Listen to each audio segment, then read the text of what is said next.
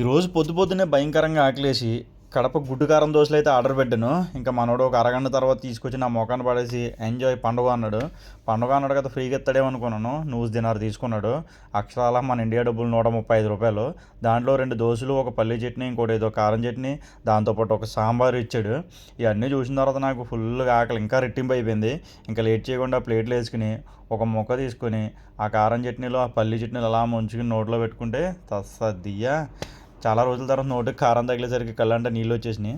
ఇంక ఇదంతా అయిపోయిన తర్వాత మా వంటలకు మధ్యాహ్నం 1 గంటకి తలుపు కొట్టి నా చేతిలో ఒక ప్లేట్ పెట్టి హ్యాపీ ఫ్రెండ్షిప్ డే అని చెప్పింది. నేను కూడా తిరిగి హ్యాపీ ఫ్రెండ్షిప్ డే అని చెప్పి లోపలికి వచ్చి ఏమి ఇచ్చిందా అని చూస్తే కర్రీ చికెన్ బిర్యానీ అయితే ఉంది. బాక్స్లో ఏంట్రా సగమే ఉంది, చిలకో ఎలకో కొట్టేసింది అనుకోకండి. ముందుగా నేను ప్లేట్లో పెట్టుకుని తర్వాత వీడియో అయితే తీశాను. ఇంకా మనం ఆరాటం ఆపుకోలేక ప్లేట్లో పెట్టుకుని ఫుల్గా బిర్యానీ అయితే తినేసాను.